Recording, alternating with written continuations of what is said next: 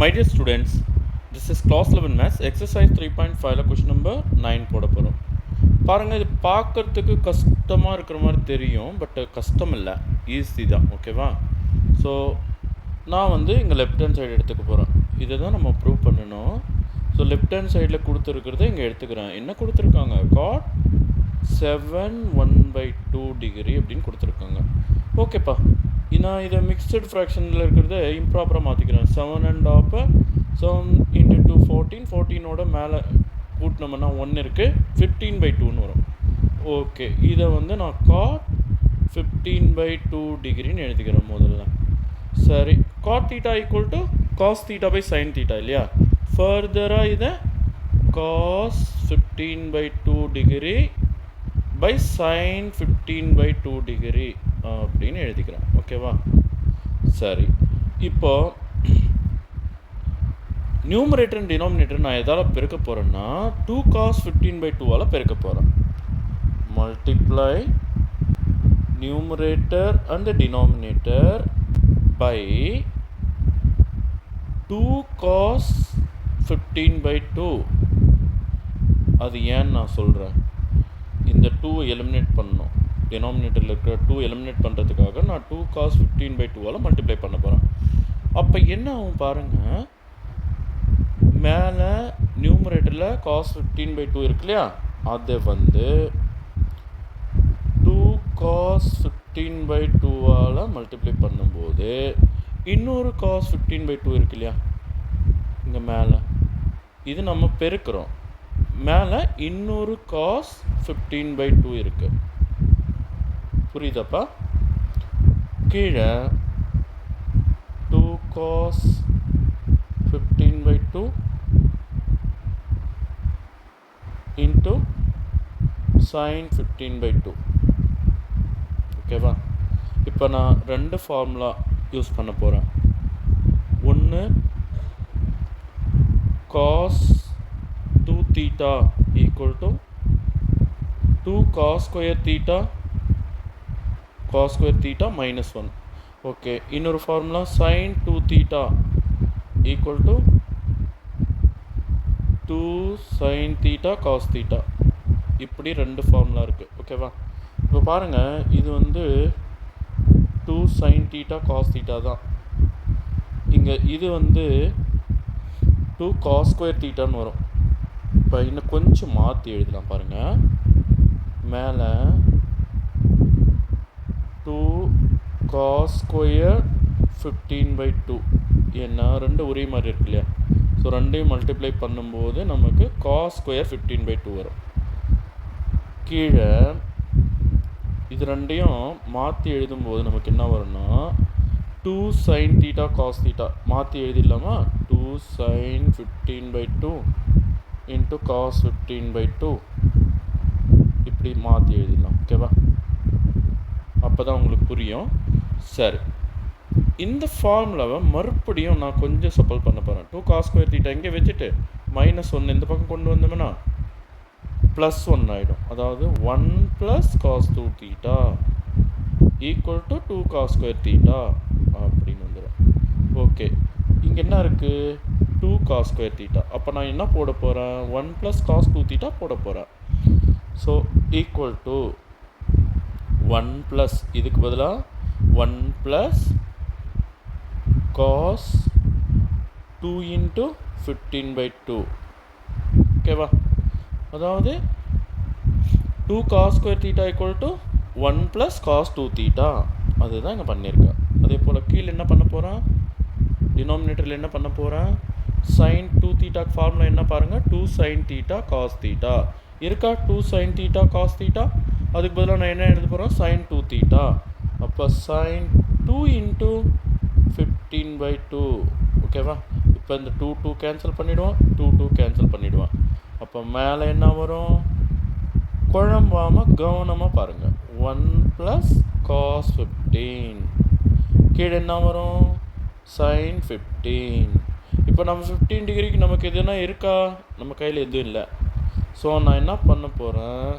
இந்த 15 டிகிரியை இன்னும் கொஞ்சம் மாற்றி எழுத போகிறேன். எப்படின்னா cos 15 cos 45 minus 30 அப்படின்னு எழுத போகிறேன். இப்போ இவங்க ரெண்டு பேருக்கு நமக்கு வேல்யூ தெரியும். cos 45 தெரியும், cos 30 தெரியும். ஓகே, கீழே என்ன எழுத போகிறேன்? sin 45 minus 30. ஓகேவா? சரி, இப்போ இது வரைக்கும் உங்களுக்கு புரிஞ்சிருந்தால் இதுக்கு ஒரு ஃபார்முலா, இதுக்கு ஒரு ஃபார்முலா திரும்ப நான் எழுத போகிறேன். என்னென்னா cos a minus b formula என்னப்பா? cos a minus b equal to cos a cos b minus, இங்கே மைனஸ் இருந்தால் இங்கே ப்ளஸ் வரும். ஓகேவா? இங்கே மைனஸ் இருந்தால் இங்கே ப்ளஸ் வரும். Plus sin a sin b. இன்னொரு formula sin a minus b. இது எப்படி வரும்? sin a cos b. இங்கே மைனஸ் இருந்தால் இங்கே மைனஸ் தான் வரும். cos a sin b. So இந்த ரெண்டு ஃபார்முலா இது இதுக்கும் யூஸ் பண்ண போகிறேன். ஓகே, ஃபார்முலாவை க்ளவுடில் போட்டுடலாம். ஓகே, இப்போது இந்த விஷயத்தை நான் இங்கே எடுத்துக்கிறேன். நல்லா கவனிங்க, திரும்பவும் குழம்பாமல் நிதானமாக ஸ்லோவாக பாருங்கள். cos 45 minus 30 இல்லையா? கீழே sin 45 minus 30. ஓகேப்பா, நம்ம ஃபார்முலா யூஸ் பண்ணிடலாமா? இந்த ஃபார்முலா இதுக்கு யூஸ் பண்ணலாமா? 1 இருக்குது, கவனமாக இந்த 1 எடுத்து போட்டுக்கோங்க. ப்ளஸ் cos 45 minus 30க்கு நான் ஃபார்முலா யூஸ் பண்ண போகிறேன். cos 45 cos 30 மைனஸ் இருக்கிறதுனால இங்கே ப்ளஸ் வரணும். திரும்பவும் sin 45 into sin 30 ஆச்சா? கீழே sin 45 minus 30க்கு எந்த ஃபார்முலா யூஸ் பண்ண போகிறேன்? அதோ இங்கே இருக்குது பாருங்கள், sin a minus bக்கான ஃபார்முலா. இப்போ என்ன வரணும்? sin 45 into cos 30 மைனஸ் இருந்தால் மைனஸ் தான் வரும் சைனில். ஓகேவா? So sin cos 45 into sin 30. Okay, இப்போ வேல்யூ கொடுத்துடுவோமா? இதுக்கெல்லாம் வேல்யூ தெரிஞ்சிருக்கணும்ப்பா. நம்ம 9th ஸ்டாண்டர்ட்லேருந்து படிச்சுட்டு இருக்கோம். ஓகேவா? நான் வேல்யூ போடுறேன் பாருங்கள். 1 அப்படியே எடுத்துட்டேன். cos 45 வந்து 1/√2. தென் cos 30 √3/2. sin 45 1/√2. sin 30 1/2. இந்த 1 கடியில் ஒரு 1 போட்டுக்கலாமா? ஓகே, அது அப்புறம் பார்ப்போம். கீழே போட்டுருவோம். sin 45 again 1/√2 into cos 30 √3/2 minus cos 45 1/√2 into sin 30க்கான value 1/2.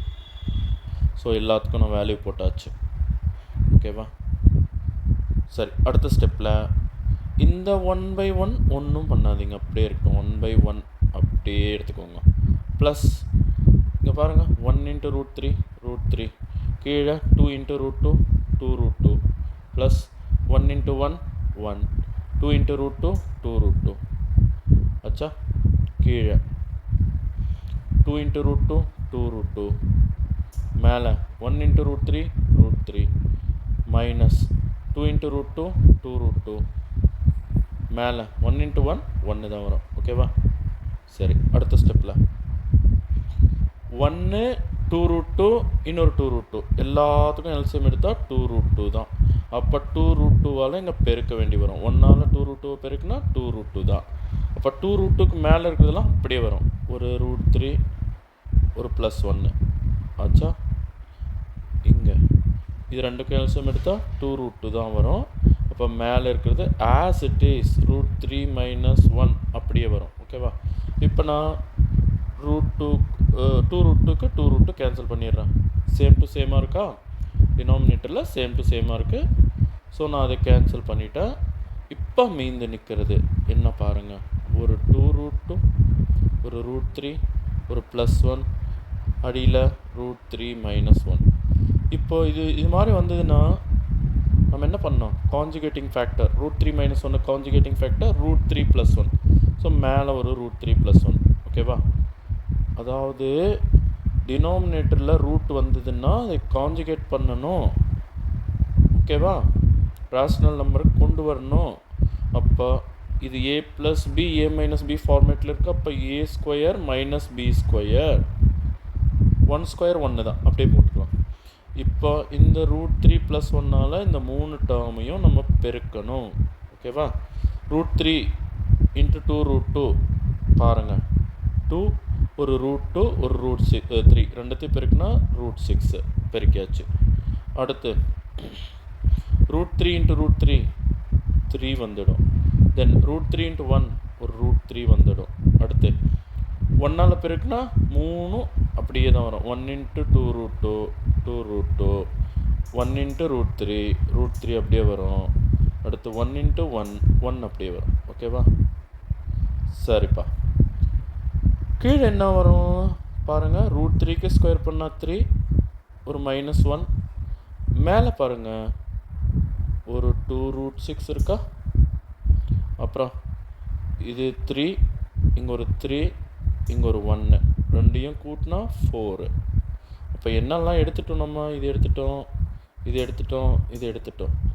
மீதி என்ன இருக்குது? 2 √3 இருக்குது பாருங்கள். இங்கே ஒரு √3, இங்கே ஒரு √3. அப்போ 2 √3, அப்புறம் ஒரு 2√2. ஓகே, இருக்கிறதெல்லாம் எழுதியாச்சு நம்ம. ஓகேவா? சரி, இப்போ கீழே 3ல் 1 கழிச்சா 2. இப்போ எல்லா டேர்ம்லேருந்தும் ஒரு 2 நம்ம காமனாக வெளியே எடுத்துடலாம். பாருங்கள், 2 நான் காமனாக வெளியே எடுத்துடுறேன். ஃபஸ்ட்டு ஒரு √6, இது 2 போக இன்னொரு 2 உள்ளே வரும். 2 2s are 4 இல்லையா? இதில் 2 போக √3 உள்ளே வரும். அதே போல் இங்கே 2 போக ஒரு √2 உள்ளே வரும். ஓகே, இப்போ 2 2 கேன்சல் பண்ணிடலாம். இப்போது இந்த 2வை √4ன்னு எழுத முடியல. √4 = 2 தானே? 4க்கு ரூட் எடுத்தால் 2 தானே? அப்போது இந்த 2க்கு பதிலாக மட்டும் நான் ஒரு √4 போட்டுக்கிறேன். ஓகேவா? நம்ம அசெண்டிங் ஆர்டரில் எழுதலாமா? √2 முன்னாடி எடுத்துக்கலாம், ப்ளஸ் √3, அதுக்கப்புறம் இந்த 2வை என்னன்னு எழுதலாம்? √4, அதுக்கடுத்து இந்த √6. ஓகேவா? ஸோ இதுதான் நமக்கு ரைட் ஹேண்ட் சைடில் கொடுத்துருக்காங்க. ஓகேவா? நல்லா புரிஞ்சிருக்குன்னு நினைக்கிறேன். உங்களுக்கு எங்கே புரியலையோ கமெண்ட்ஸில் போட்டு விடுங்க. அந்த இடத்துல திரும்ப நான் பிரீஃப் பண்ணுறேன். ஓகேவா? நீங்கள் √2 + √3 + √4 + √6, அதாவது cot 7½ = √2 + √3 + √4 + √6. ஸோ அவங்க என்ன ப்ரூவ் பண்ண சொன்னாங்களோ அதை நம்ம ப்ரூவ் பண்ணியாச்சு. பாருங்கள், இதுதான் ரைட் ஹேண்ட் சைடில் இருக்குது. Hence prove. Thank you students.